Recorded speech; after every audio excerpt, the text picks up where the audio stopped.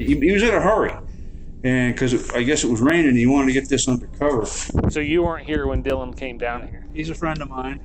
Sure. Yeah, we're gonna do this. We're gonna do this. We're gonna look. This is the next one. Serial killer leads cops into his murder shed. What? Hey, let's chalk it up. Let's chalk it up. Let's see what it's talking about. You know what I'm saying? Crime stories with Easy Life, man. We're gonna be doing a lot of these, man. If you miss them, go on YouTube. Any Twitch episodes you miss, go on YouTube, because I'm gonna be putting them all on YouTube. Let's get it, man. Done talking. We locked in. You don't get rid of friends. This is Jim Brenner, a farmer living in the remote Utah desert. Police don't know it yet, but he's showing them the exact building where a missing teenager was murdered just days earlier. 19-year-old Dylan Round. All right. So these murderers be showing the cops to try to like throw them off. You know what I'm saying? Like, because why would you show? Come on, man. Come on. We gonna get into it. Had left his family to go work on his farm, but after being spotted buying supplies at a local shop, he would vanish without a trace. Strangely, no one in the small, quiet town seemed surprised. Apparently, this was not uncommon.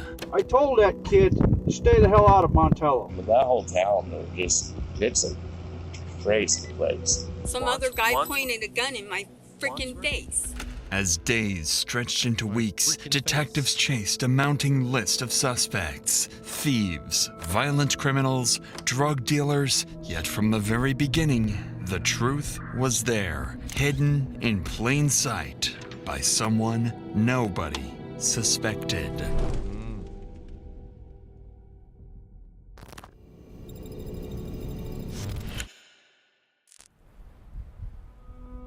It all began. How many years is that, y'all? 682 days before Dylan's found. Okay, this is before they found him. Okay. Dang. How many days, how many weeks and months or years that is? It's 365 days in a year. So that's like 2 years and some change. Let's say that. It all began on a quiet evening when police received calls from a concerned family member reporting their son, Dylan Rounds, missing from his farm in Utah. They hadn't heard from him in over 2 days, and when they went to his property to check, there was no sign of him anywhere. A deputy was dispatched to Dylan's farm to meet with his family, but on his way there, he was stopped by a neighbor of Dylan claiming he might know what happened to him. He's been hanging out over that bar in Montello, and I could give you some names of some scumbags over there, but he's been shooting his mouth off about how much money he's making. Your man said scumbags, and you know he a scumbag if he used the word scumbag. And there's one guy, Chase Ventura. He's over there, and he can do anything he wants. He's been robbing, stealing, and everything, and the Elko County Sheriff won't do anything about it. And if you talk to his mother, she knows more about it, but he run into Chase on the Tacoma Road the other day, and Chase kind of scared him a little bit. What's your last name again, Jim? Brenner, Jim Brenner. Well, I'll let you get down there before they disturb the crime scene. Okay, thank you. As the conversation ended, Jim Brenner Lock in chat. I know there's a lot going on, but lock in chat. Lock in. Strange remark about a crime scene left the deputy curious, since no crime was yet confirmed. It was an unsettling comment that would soon become a disturbing reality. Oh, I smell something. There's something dead in there. For now, though, the deputy took note of this information and continued towards Dylan's farm to speak with his family.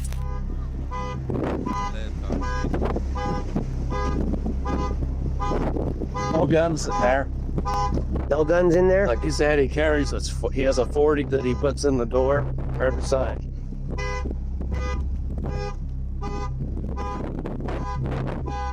Did you just pop the back window? I broke it out. At first glance, Dylan's red Ford truck appeared oddly abandoned, bearing signs of minor damage. But what concerned his father the most was that Dylan's guns had mysteriously vanished from the trailer, a detail that was strange on its own. Wanting to learn more about Dylan, the deputy turned to speak with his mother. She had her own troubling information to share about Dylan's recent run-in with a local criminal. What does he farm for out here? Himself. What does he farm for? Okay. Grain or Yeah, grain. grain? Yeah. James stopped me when you guys went around me, was talking to me. He said that you knew something about a run-in he had with a guy named Chase. Yeah, on Wednesday, but they told me that's normal, so... I know a lot of the people that he named from Montello are not good people. I only know of them from what people say. Dylan's mother confirmed her son had, in fact, encountered Chase Venstra recently, the same person Dylan's neighbor had earlier described as a local thief and criminal. Given what the deputy learned so far, it seemed like Dylan might have unknowingly placed himself in danger. At just 19, he purchased 640 acres of land with his grandfather for an estimated $200,000 to $300,000 and built a reputation for his ambitious dreams of running a huge farm. But according to his neighbor, Dylan's confidence may have made him a target, as he often frequented rough local bars and talked openly about his financial success. So they was plotting on your man. He was talking too much. If you had to choose between flipping a house or flipping dirt, what would you pick? Here's the truth. Land beats houses. After rehashing some more details with Dylan's parents, the neighbor, Jim Brainer, and his close friend, Donald Haitley, arrived to help. Both men knew Dylan well. Jim was living in a trailer near Dylan's farm and occasionally helped him with chores. And Donald was a longtime friend of the family and a supportive mentor to Dylan's farming ambitions. But unbeknownst to everyone at the time, both men knew something more about Dylan's disappearance. Something they weren't ready to share yet. Lock in, chat. Lock in. It's getting heavy. It's getting heavy. I did get a few. Okay. Last location was 15.4 miles from the boat line tower, which puts him on this back road. So I want would that hit him walking? Okay, that's I really I know my son, and that's the shortest route to his camp. If he walked, that road ends right out here. If he walked, he would have come the corner, cut across this field. But that's his closest cell phone, Pete. Not in town, not. It's out here. Off of that road, the back road into the compound. Can we go down to where it is? Yeah. What time was that? Does it tell you? And that was at 14:58. So right after. So you dropped, just before 3 o'clock. right after you left. So he must have pulled in right behind you, dropped off the grain truck, and I'm telling you, I bet you he took off walking. How do you get to that road from? So we don't have to go all the way back to Lucerne Pond and over. No, I guess okay. Following this lead, they quickly headed to the shed area to investigate. That's when they discovered the first troubling sign of foul play. Dylan's boots were found stained with blood, discarded about 100 yards south of the shed. The deputy immediately secured the boots to send them off for DNA testing and called another deputy to help search the shed and the surrounding property. However, they had no way of knowing that the biggest clue they were looking for was submerged 20 feet deep in a pond nearby. There's just some boots out there they've only been out there for a day or two. You didn't see anybody else around here? I left here about 1:30, went over to Don's, and I was there until about 9 o'clock at night. And when I come back, that truck was here. It's just one thing after another. But he's a friend of mine. Sure. You don't get rid of friends. Those two boots out there, they're brand new. Like they've only been out there. They're the same color leather as your boots, and they're the same ones he wears. So we're just curious of why his boots would be out there. Same size he wears. They've only been out there probably for a day or two. He might have threw them out there. Yeah, maybe he did. Well, does he know that's a dump out there? He does? He's got electronics and shit in there. Maybe, I don't know. Because like I say, he was here. He had to have been here. Brought the truck here. Yeah. Huh, that would make sense. No. He had to been here. He bought the truck here. What y'all think? Y'all think he innocent or guilty? I think he guilty because he acting a little fishy. Talking about something. He might have dropped him there. Come on, man. How y'all ain't clean up what you needed to clean up? But we ain't saying I don't know, Jack. We not saying he guilty yet. We gotta see. Ain't gonna talk too much. Based on Jim Brenner's timeline, whatever happened to Dylan likely occurred between 1:30 p.m. and 9 o'clock p.m., the hours when Jim left the shed to visit his friend, Donald Hately. Police quickly verified Brenner's timeline. Hold on, bring that back. I missed it. Between 1:30 p.m. and 9 o'clock p.m., the hours when Jim left the shed to visit his friend, Donald Hately. Police quickly verified Brenner's timeline with his friend Donald, who confirms that they had dinner together during. That's why I tell y'all, time will always tell. Boy, them timelines, boy, them things, that's what get you caught. He's like, oh, he disappeared around the same time your ass went to go see your friend. You go see your friend, or you went to go do something else. That time be, I'm telling you, that's why I don't be saying, I don't remember what time it was, honestly. Like, I don't really look at the time throughout the day. I just go by my day. That's what I tell him. That's what I would tell him. If I was in a situation, I'm not going to tell him, oh, maybe around, like, I think it was maybe 1:30 I went over there. Nah, fuck all that. I don't know when I went over there, honestly. I don't know. It was daytime, but I just don't know the exact time. During that time, with Dylan's exact. I'm not saying I'm a professional KILLER, no, but I mean, use your head. Why would you? I'm not telling them no type of time. I don't know nothing. I'm lost. I was eating sherbet ice cream watching movies. Movements still unclear, deputies requested a helicopter to scout the area from above, looking for any trace of Dylan. So who owns this right here? That's the guy that he's a partner with. This is where he dropped the grain truck off. Where's this grain truck? It's backed into that silver building there. So the big one? Yep. You want to go up higher, Mike, or you could, please? Do a nice high orbit. You can look at everything with a camera, and then we'll come back down and see if we see anything with her. After a full sweep of the surrounding area, no sign of Dylan or any indication of where he might have gone was found. In the following days, the search efforts continued, and Daniel's family alongside local volunteers joined in. But despite their best efforts combing through the area, they too came up empty. Attention soon turned to the local criminal Chase Venstra. Both Dylan's mother and his neighbor Jim mentioned a recent encounter between the two, making Chase one of the last people to see Dylan alive. Additionally, Chase already had a history of violent run-ins with the law, including a 10-hour armed standoff with police in 2016, and was well known in the area for all the wrong reasons. All right. Now this guy right here, say too much, but I don't know, buddy.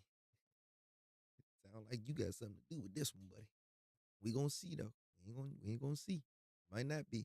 Luckily for police, Chase had an active warrant related to domestic violence. It was their perfect chance to bring him in for questioning. But when officers arrived at the house to arrest him, Chase was nowhere to be found, potentially already on the run from police. Officers quickly began searching the town, asking if anyone had seen Chase recently. Locals directed them to the Montello Cowboy Bar, a place known to be frequented by Chase. Following this lead, officers headed to check the bar, where they would soon learn that Dylan and Chase's encounter may have been more dangerous than anyone realized. But before we get to that, it's worth noting that incidents like these are not only traumatic for those directly involved, but they can often have the same effects on you when you face difficult situations in your own life. That said, let's get back to the officers at Montello Cowboy Bar, where a conversation with the locals was about to reveal how Dylan's encounter with Chase may have turned violent. We're trying to find a kid named Dylan Rounds. Oh, I know. We got locals out here looking for him too. Oh, they went out that way because he was out to loose end. I was hearing Kurt say something about he had a conversation with that Chase kid. Yeah, that's who I'm looking for. Where do we find him? I'm kind of worried about it because if Dylan did walk back from where he left the grain truck and Chase got a hold of him vulnerable, you know what I mean? Mm-hmm. He's walking back, something bad could have happened because there was a bad injury with a kid just out here that got his face smashed in by the butt of a gun, and the whole camper shell was all bashed in and stuff. Where do we find Chase? Is he from here? Does he live Chase crazy. You know, he pistol whipping nigga. Here? Yeah, he does. He doesn't.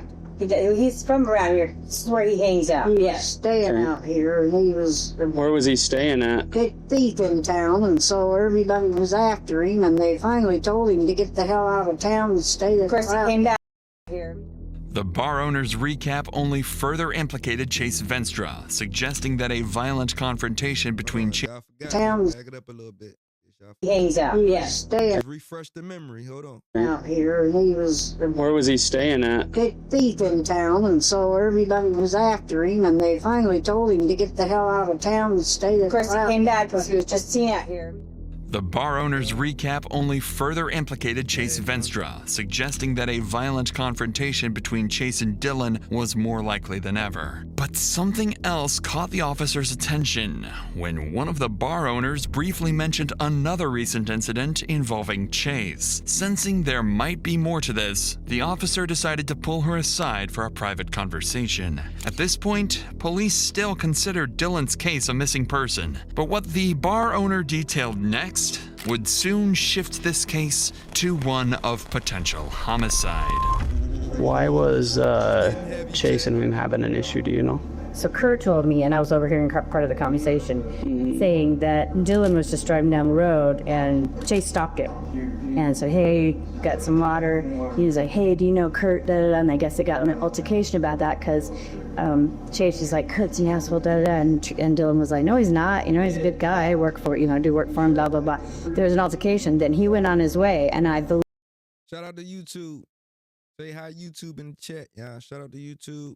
We watching Secret Killer leads cops into a murder shed for everybody that just joined. believe, if I'm not mistaken the conversation, that was the same day that he drove the grader, the grainer over to wherever and then whoever was there couldn't give him a ride back, so he possibly walked. That's all I know about the conversation. How does the kid getting hit with a butt of a gun, does that figure into this at all? I think it does. I think there is some, because now we're talking violence. Yeah. So this kid let his property go. He stopped making payments on his property because he's so scared. But he woke up to the butt end of a gun into his face. They smashed his camper. How old was he? I don't know, 30s. 30s. Has a family, has kids. He's out here, bought land out here, so I'm trying to homestead. He's not out here. No, or if we want. Imagine. No, he left to be, his property go, he's gone. It's never been easier to start a podcast than with Riverside. Here's how it works. First, go to Riverside. With this Oh, she dry yapping, chat. What y'all think? I think she dry yapping. I don't know. I wouldn't even be saying all that. troubling insight, it became clear that Chase Venstra was fully capable of extreme violence. If he attacked someone else recently, he easily could have done the same to Dylan. But what no one had realized yet was that police were looking in the wrong direction the whole time, while someone far more dangerous and guilty was hiding right under their noses. What? Oh, this shit getting heavy. The next day, while the search for Chase continued, Dylan's family reached out to police. They were conducting their own investigation and wanted to share new information they'd uncovered. Information suggesting Chase may not have acted alone. So this is the family? Yes. Okay. So tell me again what you have suspicion to believe right now. So on 5/25 is when Dylan ran into Chase with the desert and called me right after. He had no shoes on. Dylan wouldn't let him take his phone or give him a ride, but he did allow him to call his dad on speakerphone in Ogden, Utah. Okay. Dylan allowed Chase. Dylan allowed Chase to, and then he gave him some coke, and then his dad called Dylan back, and Dylan sent the pin from his phone to where Chase was. Okay. So then we fast forward to 5/28, which was Saturday. Dylan was heard from in the morning. He talked to his grandma, and he was going to take the grain truck to the shed to put it in shelter because it was raining. Okay. So at this point, we assumed he was walking back across the desert to his camper because he didn't have a ride. Yeah. Okay. Is that how Lucin. Yeah. Okay. Okay. So then 5:29, they continued to look for him. 5:30, we all got here to Dylan's last known location in Lucin, filed the police report, got search and rescue out. That's the night we found Dylan's boots about 400 yards from where his last known location was, tossed out behind a dirt pile, just out in the desert. So then today we kept searching, and that's when these guys got us the information, about 3 o'clock today? We know that this Robert guy took Chase out to the desert where Dylan is the day Dylan went missing. The man Dylan's mother mentioned would turn out to be Robert Aviles. He had an active arrest warrant and reportedly gave Chase Venstra a ride to Dylan's place on the day he disappeared. The family also... Hey, Chad, I ain't gonna lie. All these dudes look like they did it. Like the pictures that they got, I don't know. They just all look like they up to something. They all look like they did it. I don't know who did it. I don't know if it was the fat guy. I don't know if it was the other dude that was at the bar. What is it? We gonna see though. We gonna see. That's why that's why I watch stuff like this. You know what I'm saying, with y'all, cause I like to know what was going on. You know what I'm saying? It's a thriller. You know what I'm saying? It's like it keep you on the edge of your seat. So let's lock in. Suspected that Chase could be at Robert's house, so finding him became a priority in locating their prime suspect and hopefully Dylan himself. Officers quickly moved to track down Robert Aviles, and their first stop was Robert's residence, where they came into contact with his mother. I'm singing in danger. I don't know who that would be. Remember, y'all, when it go on commercial, do not leave out. I will pause it so I won't miss no detail. I got you. Okay. I'm sorry, but I have no idea. He's supposed to be hanging out with a guy named Chase. And Robert. Okay, I don't know. Chase might have an idea, but my son's been homesick. And he's been in bed all day. And he's been home all night. I don't know. I'm just wondering. So who's all in your house? Nobody. Nobody's in there right now? No. My son is in his trailer. And where's that at? In the backyard. In the backyard? Yeah. Well, we're just trying to find out. And no one came home with him. So. Nobody came home with him? No. Okay. Is Chase here? No. Yeah, mama, hold it down, mama. My son ain't did nothing. Mama holding it down. We're gonna see how far she can hold it down though. Don't let Chase on my property after I found him inside my home when I wasn't home. We were told that there's possibly a kidnapping. Missing kid. Oh, being here. Yeah, no. You can feel free to look around. Hostage situation? Like he's not being... No. See, that's why we're here, ma'am. I'm not about a car. Look around if you want to. But there's no one here but my son and he's sleeping. After speaking with Robert's mother, officers conducted a thorough search of the property, but found no sign of Dylan or Chase. But they soon located Robert inside his trailer, and he was quickly arrested and transported to the police station for questioning. When detectives placed Robert in the interrogation room, they expected resistance and lies, but instead, Robert didn't hold back. So, you said... Uh-oh, it's getting heavy. Look how he leaning on the table. He ready. He was ready for this interview. That Chase had taken guns from somebody. Did he admit to you, like, where he got his guns? No, this is what I thought he got arrested for the first time. What he was in jail for when I came back. I asked Chase that. I was like, hey, man, I heard you got arrested. He's like, nah, that's just all Montello gossip, blah, blah, blah, blah, blah, right? So I'm kind of weary after giving him a ride. I tried to show... one of my mom's friends, been out there in the community for a long time. He gave me his scenario. He thinks Chase did it too, okay? Now, I don't know the time frames because I'm not good with time like I told you guys. I did the best I could. There you go. That's what you got to say. I don't know times. Because times will get you caught. Because they're going to say, oh, what time was that? What time is that? And they're going to start putting them times together. If that shit don't math the way it supposed to math, you're done. They know you capping. So don't say nothing about no time. If y'all ever get interrogated, when they say, what time was that? I'm like, I forgot. I know it was during the day, but I honestly wasn't paying attention to the time. Because time will get you bagged the fuck up. By contacting the store lady and asking her what day I gave Chase a ride. Time is very important detail in cases like this. Time. Because then the motherfucker was missing at 3 o'clock and you was so-called on your way to the bar at 3 o'clock. So they're going to be like, well, nigga, you wasn't in the house. So how we know you was at the bar? So now they got to go to the bar and see if you was at the bar at 3 o'clock. You feel me? Like, nah, it's too much. It's just that already they got to leave because of their time. So if you say you was at the bar from 3 to 6, they're going to go to that bar and look at the cameras from 3 to 6. And if you're not there, you're caught. Don't say shit about time. I don't know what time I was at the bar. I just know I went, get a drink real quick, and I stabbed out. Boom. Because I didn't even know what day I. Let them go do their work. Let them do the homework. Let them go to the bar and look at what time you went in and stabbed out. Don't tell them. That's stupid. Chase a ride. I didn't even know what day the kid came up missing. I didn't even know there was a kid missing until the Nevada police came knocking on our door wanting to search our residence. You know what I mean? And that's the truth. Although Robert admitted giving Chase Venstra a ride, he couldn't provide any clear information on Chase's current whereabouts and maintained his innocence throughout the rest of his interview. However, Robert made one thing clear. He believed Chase was involved and might have even killed Dylan. All the fingers pointing to Chase, y'all. The fat guy had something to do with it at the beginning, y'all. If y'all just tuning in, y'all didn't see the fat dude yet, but he gonna come back around. He gonna spin back around, so y'all gonna see him. But I thought he had something to do with it because he was acting all weird when he seen his boots over there. So we gonna see. He still might, but we gonna see. He still might got something to do with it. But from my opinion, I don't think he got nothing to do with it, but we gonna see. The following night, something strange happened at Dylan's trailer in the Lucin Desert.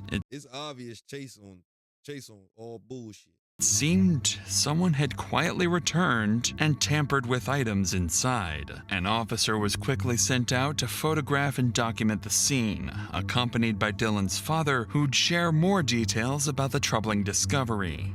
Okay, the shotgun is in a house in Rigby. Okay. That is my grandfather's that I bought, and he has a room up there, and that was the 40. It's not in here.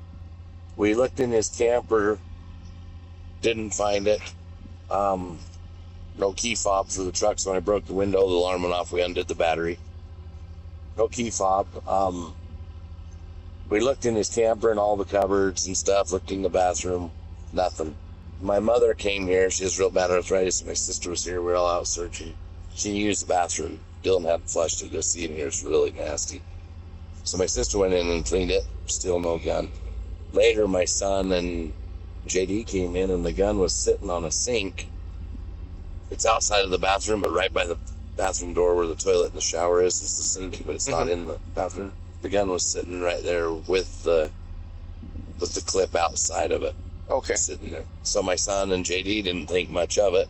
They grabbed the gun, put it in my truck. I didn't think much of it. Oh, they found the gun. I don't know.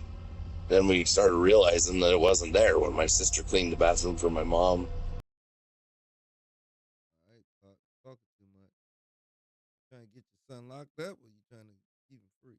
To use and all that, and it was there.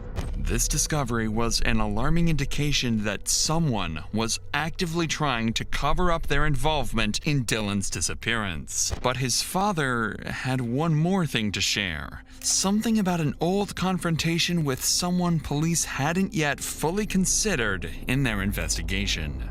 What was Chase's ties to out here? I don't know about Chase. Okay. Hardly any. But the whole town knows him. And that whole town, it's a crazy place. They're just all like, they're all nutty for one thing. Mm-hmm. The only people that I know of that really were in contact with Dylan is I hear the Chase guy, I didn't know it. But Don and Jim. Jim was the guy the place you guys were on. Okay.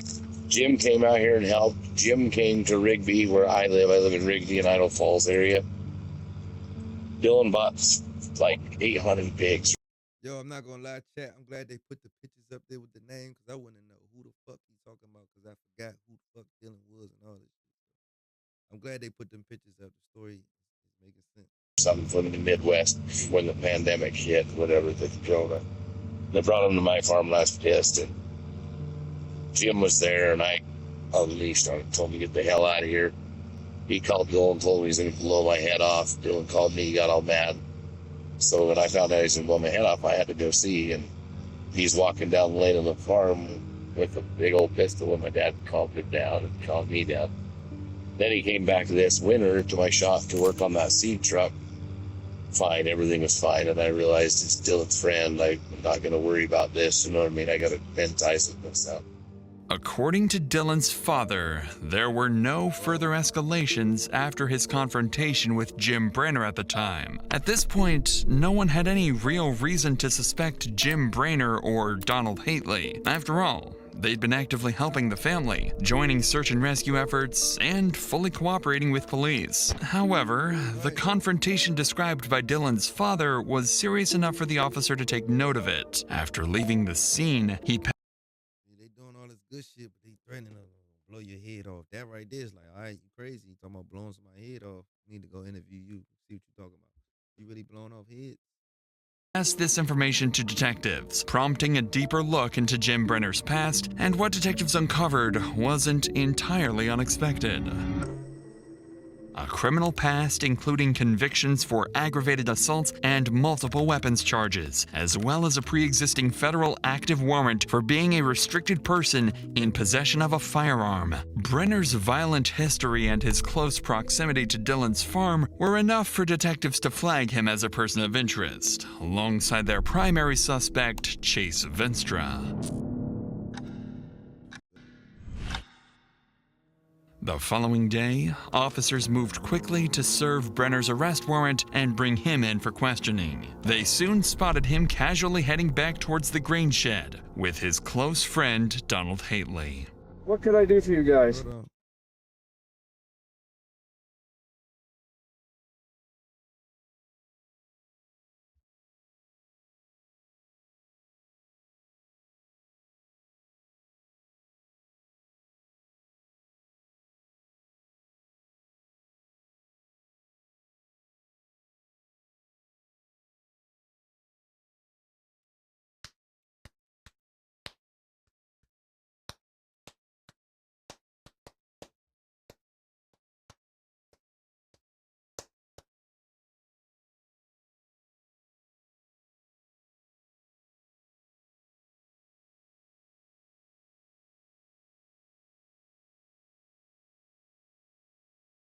Getting unchy.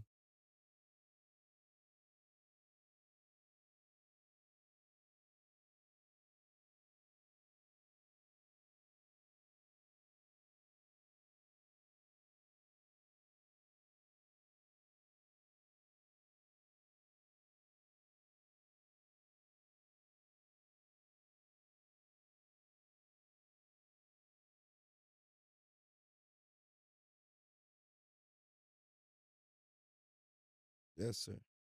All right. Is we back? Are we back? Check. I paused it for y'all.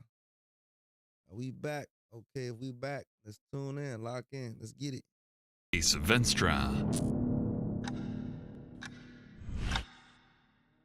The following day, officers moved quickly to serve Brenner's arrest warrant and bring him in for questioning. They soon spotted him casually heading back towards the grain shed with his close friend, Donald Hately.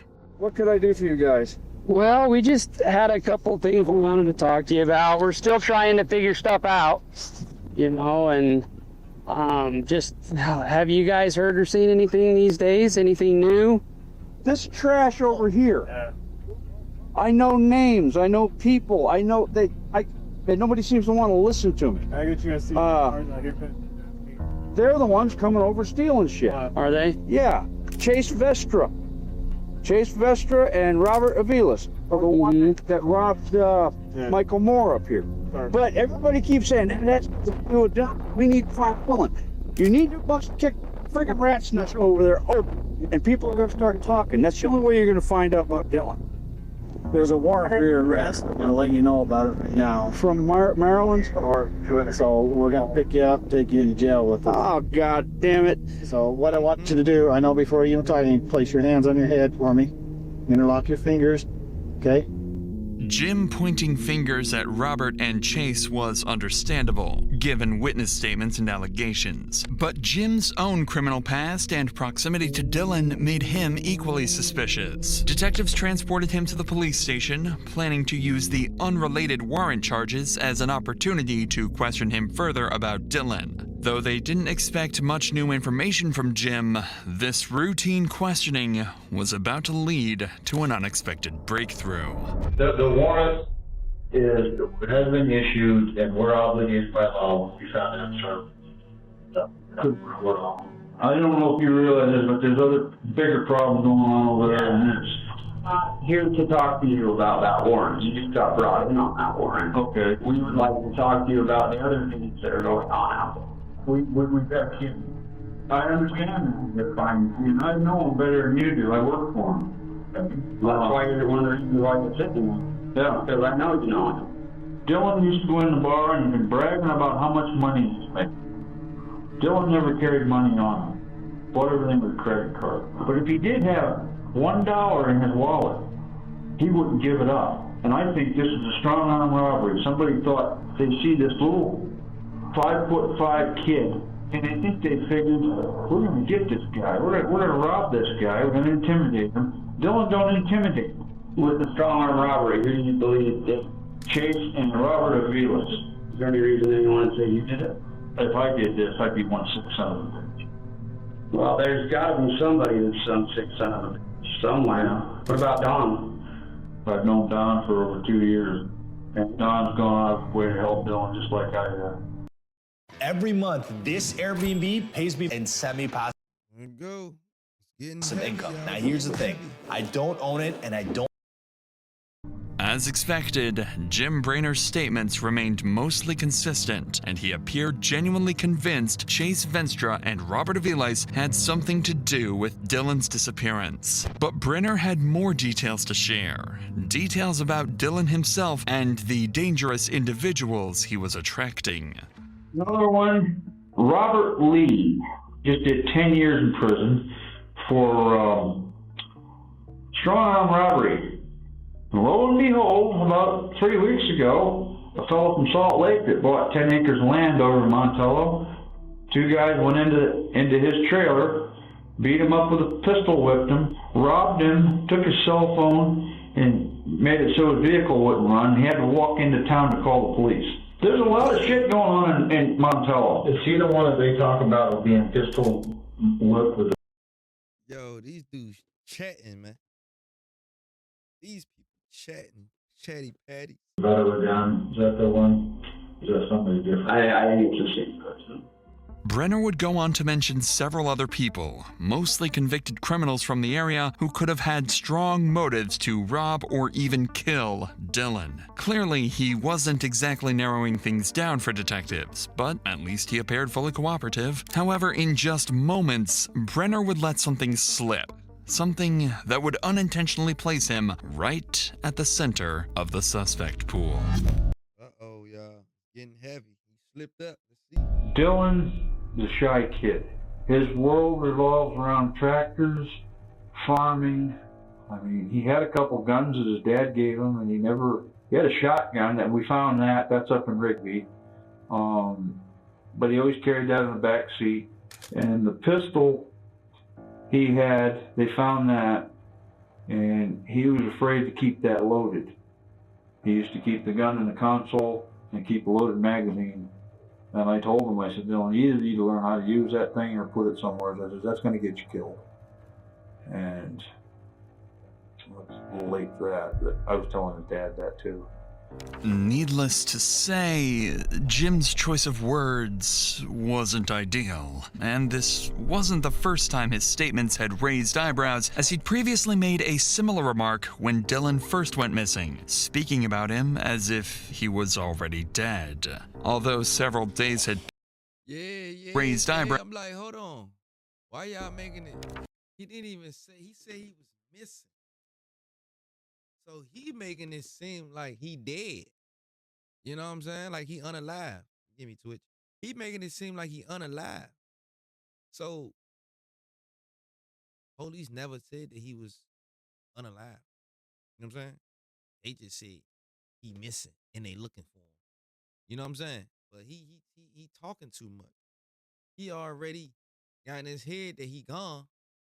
So he talking to him like he gone, but he never even told him that he was gone. He just said he was missing. Why you acting like he not alive? Needless to say, Jim's choice of words wasn't ideal. You know what I'm saying? He's a little late for that. That means you basically saying he's gone. Nobody told you he was gone. And this wasn't the first time his statements had raised eyebrows, as he'd previously made a similar remark when Dylan first went missing, speaking about him as if he was already dead. Although several days had passed and the possibility of foul play was growing, detectives still found his comments odd. But with the rest of Brenner's interview yielding nothing new, investigators booked him into jail on his unrelated firearm possession warrant, giving them time to further investigate any possible involvement. Shortly after Jim Brenner was taken They gonna hold him real quick. They like, oh, you ain't going nowhere right now because you sounding fishy, buddy. Taken into custody, officers finally located Chase Venstra and arrested him on his unrelated warrant out of Montana. Detectives wasted no time bringing him in for questioning, but in this first interview, Chase flatly denied any involvement, insisting locals were spreading false rumors to frame him. With no hard evidence, investigators booked him into jail, but with a strategy in mind. They placed him in a cell directly above Jim Brenner, quietly hoping they would interact, and at one point, one of them might talk or slip up. Pretty quickly, this tactic paid off when Chase reached out to detectives for another interview, claiming he knew exactly what happened to Dylan and could solve the entire case. I came to talk to you. Cam's called you.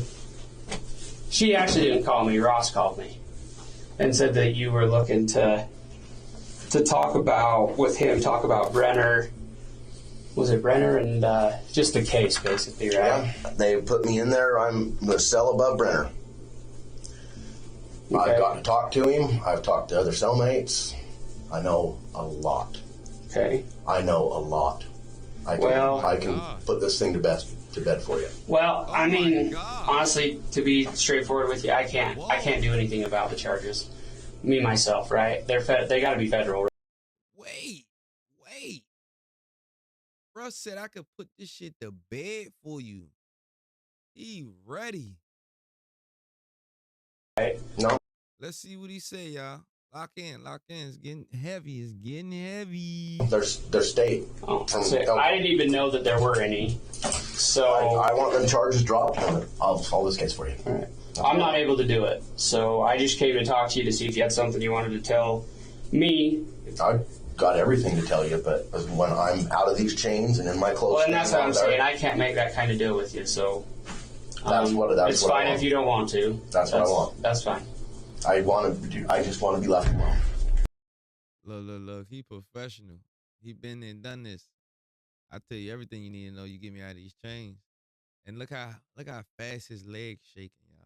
I want, like, we got an ultrasound on my new baby tomorrow. Mm-hmm. I want to go be there with her. This is her first baby. I'm applying for a job with the state out there. I hope you get it. I'm done with this thing. I've been dragged through the mud with this thing with Dylan. I know how it happened, where it happened, when. I know what was used, where it's at. Okay. I put this whole thing to bed for you guys. Well. Okay. And I hate to. I wish you could, but there's not anything I can offer you. Yeah. I hate to be that way with you, but I've got to look out for me. Unfortunately for detectives, their strategy. This dude vicious. He said, "I got everything you need to know. Make a deal with me." It's crazy. Strategy backfired. Now Chase wanted to bargain his freedom in exchange for information he claimed to have. But investigators had little reason to trust Chase, and without an agreement to drop his gun charges, the interview ended without providing any new leads. Thing you need to know. Ain't drop his charges. Let him go home. So I don't know nothing. Hey. On June 28th, exactly a month since Dylan went missing, police were called out after a witness reported finding something suspicious in the desert. A burial site with clear signs of something dead inside. Oh, I smelled something. Somebody came in and opened it. It wasn't like this. This wasn't here either. Oh. Okay, go ahead and step away. There's something dead in there. Yeah. Yeah, he killed it, poor baby. He killed it. Yeah, so this is the only one that you found, huh? Okay. Yeah, but it wasn't like this yesterday, though. Okay. Somebody came and opened it. Yeah. So how did it look like? This was flat. So this was on top, and then there was another wood. Hey, man. So there is a grave, but there appears to be maybe 2 dogs, maybe 2 or 3 dogs. Yeah, that's not a human. Yeah, 2 or 3 dogs inside. It looks like it's been here for some time. But the person, the RP is telling me that it didn't look like this yesterday, that somebody had come over and opened it up for some reason. I do have some footprints around this too. The burial site contained dead dogs buried beneath. Not exactly what police were expecting, though it meant there still might be hope for Dylan. Just as the investigation began to settle back into a frustrating standstill, police received a call from someone they knew well. Jim Brainer's close friend, Donald Hately. He'd been around since the early days of the search, helping the family and cooperating with officers, but now, weeks into the investigation, he wanted to speak with investigators claiming he had important information to share, something he'd kept hidden ever since Dylan vanished. Detectives immediately arranged to meet with Donald, where they would finally uncover one of the first truly damning clues in the case. Oh, I'll tell you something. Okay. I really don't think it has anything to do with anything. You guys found ammunition and stuff with Jim's. Yeah. And using white powder and fits in the stick. Yeah. But he figured that would be a reason to poke you or so to speak or say whatever. So he brought us black powder rights and sold us black powder. Okay. Thank you. I appreciate that. Where are those? I put one behind my bed. My bedroom, the other one's laid up in the corner next to the table on the couch. When did he bring them? After Dylan? Oh yeah, definitely after. Why? Basically safety. Until last time, they had him in holding for over a year, and when he got out, everything he had was gone. Everything. I can't ask you what's going through Jim's head at that time, but what's going through yours when he brings you his rifles and a 6-gun? Honestly, it looked like he was scared that, he was going to be detained for 6 months or a year and lose everything he had. He said, no, but he had no idea what happened to his horses last time. Okay. All his gun, everything he owned disappeared. So why do you think he's going to get detained, or why does he think he's going to get detained for 6 months? Just because he's a felon and he could be held. Yeah. So he knows he's a felon. He knows he shouldn't have them, and so he. Well, I don't know.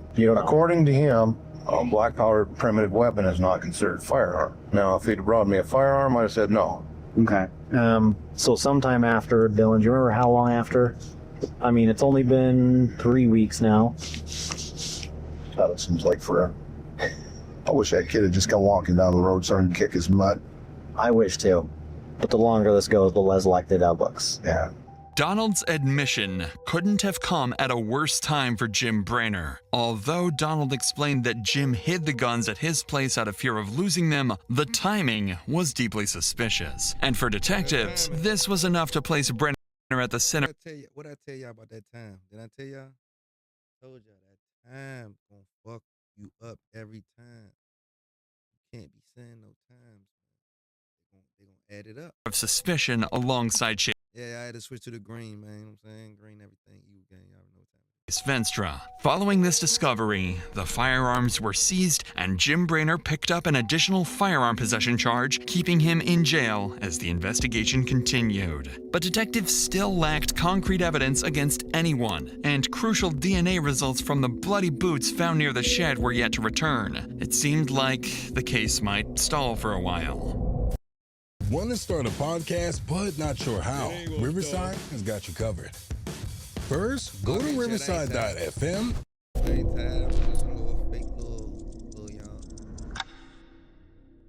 Over a year would pass with detectives quietly making progress, including crucial DNA results, but still no sign of Dylan himself and no one held responsible.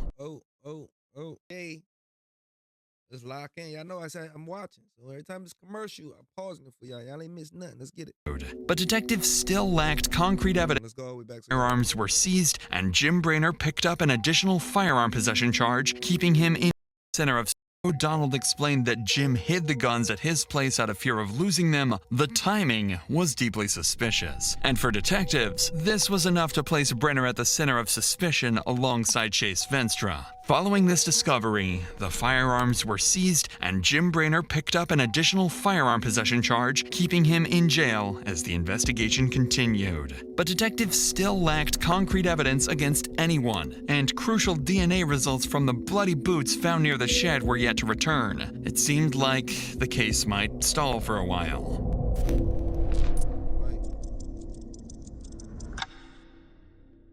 Over a year would pass with detectives quietly making progress, including crucial DNA results, but still no sign of Dylan himself and no one. I want to know who did it, man. I'm curious now, like which one of these niggas did it? Was Chase, Dylan, or Dylan was the guy that got killed? I mean, Dylan was the guy that got unalive.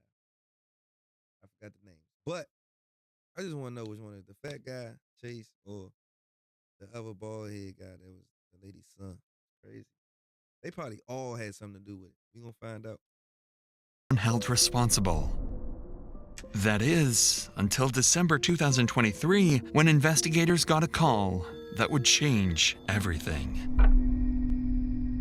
Jim Brainerd's cellmate, who'd spent months locked up alongside him, claimed to know exactly what had happened to Dylan. Detectives quickly arranged an interview, expecting another bargaining scenario similar to Chase Venstra's. But what the cellmate would reveal instead was a chilling murder confession. Mr. Brock, how are you doing, sir? Good, thank you. So they had said that you wanted us to come back, that you had more information? Yeah. Or did you have information before that you just didn't give us all of it? No, I didn't really have a whole lot of information then. Okay. I got plenty of information now. I got information that would probably help maybe even keep him cutting the deal that he wants to cut the deal with. Okay. On his right hand, nobody has noticed, he's got a bite mark. Really? He's got a bite from Dylan Rounds. The 22 is what killed Dylan. Two shots. 22? Yeah, the 22. Did he tell you that? Yeah. The story tell you that? Like 2 days ago, 3 days ago. Go through that. He said it was like 6 o'clock in the morning. He was in there taking shit, and then he heard a diesel truck drive by the place he was staying in. And when he got out there, he had his 45, a gun that he put in a fold-over holster. And Dylan had picked it up off. Well, bro knows some detail because he's saying all the weapons that they found and the truck. So he knows something. Let's see. Sawhorses that he'd thrown his stuff all around, moved it up so he could put the truck in the shed. To the shed, okay. Yeah. And Dylan was holding the 45, and he said he got really pissed off at him and started yelling at him and telling him get the fuck out of there. And Dylan took the gun and fired it right beside his ear. That's why he can't hear out of his right side ear. And he said he grabbed for the gun and was fighting for it.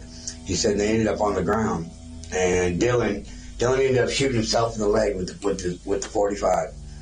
And then he said that while they were fighting, the gun got fired like 2 or 3 times. He said there's a bullet hole in the side of the building out there you can see. He said when you guys was out there talking to him and standing in the shed or something, standing out there, he said he was sitting there looking at it.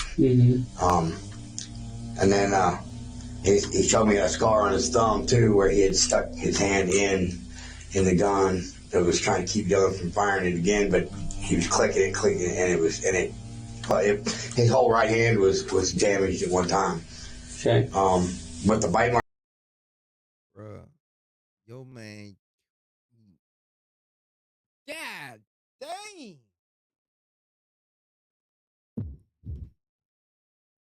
Yo man dropping every bomb there is. Come on, y'all, let's keep it going. Lock in. Mark is evident, very seeable, and the body is somewhere right there close by. He said he's seen tire marks over it where you guys have been driving. Somebody's been driving on it. Did he give you any indication of where?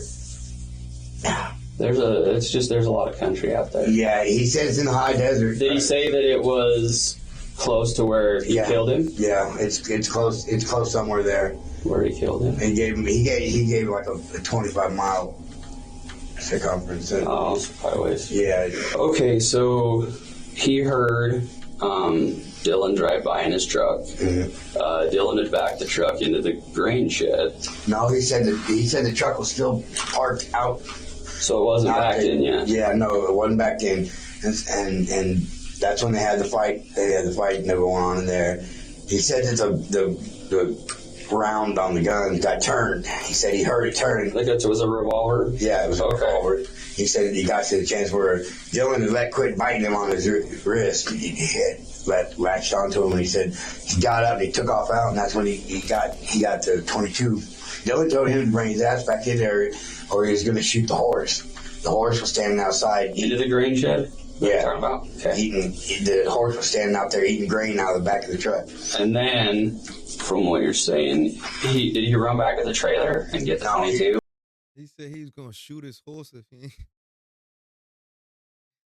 How you gonna shoot the horse, man? The horse ain't do nothing to nobody. Fucked up. He said it was behind the bags, some grain bags. He said he took 3 shots at him, and they're all headshots. He said one of them grazed Dylan on the side of the face. He pointed just like this to the side of his face, so it could have been red. I couldn't tell you if it was right side or left side. But then he said 2 more shots and shot Dylan in the head.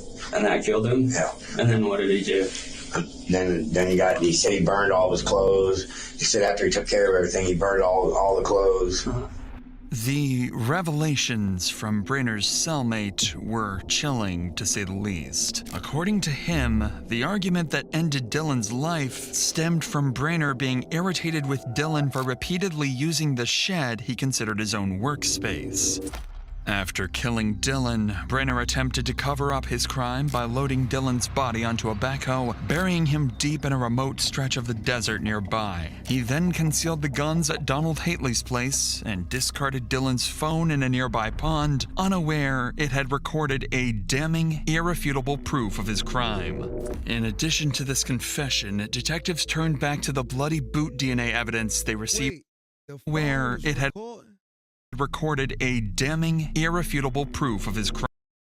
It recorded the crime? The phone? No way. In addition to this confession, detectives turned back to the bloody boot DNA evidence they received a few months earlier. The state lab report confirms the blood belonged to Dylan, but they also found touch DNA matching Jim Brainer on the boots. Using this evidence, investigators then secured a search warrant for Brainer's phone, and by analyzing its data, they confirmed his device had traveled toward a nearby pond the day Dylan vanished. After searching the pond, they retrieved Dylan's phone containing crucial evidence. A video device had traveled toward a Y'all don't know that the phones got GPS systems in it? Once they get that phone, you hit. You hit. Dang. All right, y'all, lock in. We're going to see what's going on. It's getting unchy. They don't found the phone. They got a video in the phone. All right, let's go. A nearby pond the day Dylan vanished. After searching the pond, they retrieved Dylan's phone containing crucial evidence. A video clearly showing Jim Brainer in a blood-stained shirt cleaning a gun. At this point, there was no longer any doubt. Jim Brainer killed Dylan Rounds and had been hiding in plain sight all along. 0 days. I'm about to say ain't no more days. Despite It's the fat nigga. It was the fat dude. The overwhelming evidence, Brenner still sought to negotiate. Prosecutors were preparing for an aggravated murder trial, but still lacked Dylan's body, so Brenner offered prosecutors a deal. He would reveal the location of Dylan's body in exchange for reduced charges. In spring of 2024, Brenner guided law enforcement to Dylan's remains in the Lucin Desert. The burial site was several miles from the Greenshed property and was so well hidden that investigators had driven over the spot during earlier searches without noticing it. Inside the grave, they located Dylan's skeletal remains. Only bones and fragments of his clothing survived. On May 15th, that same year, Brenner pled guilty to second-degree murder and 2 counts of firearm possession in exchange for dropping charges of desecrating remains and an unrelated aggravated assault case. On July 1st, Brenner was sentenced to 1 to 15 years for second-degree murder and 2 additional 1 to 15-year sentences for the firearms charges. I thought it was Chase. I just knew it was Chase. Because Chase had the background. I don't know. He just had way more like, I don't know. He just had way more background and way more like stuff on his record that made me think it was him. Then a lady was talking about Chase. Yeah, he done pistol whip somebody in the back of the restaurant. Then he told him to get up out of town. And he got mad and got him out of town. I don't know where they was at. They country as hell though. But dang, y'all, it was the big dude. He's sitting there. He was helping the police investigate what he did. God dang. That's why you gotta be careful, man. You don't know who you dealing with out here in these streets, man. You know what I'm saying? You don't know who you dealing with.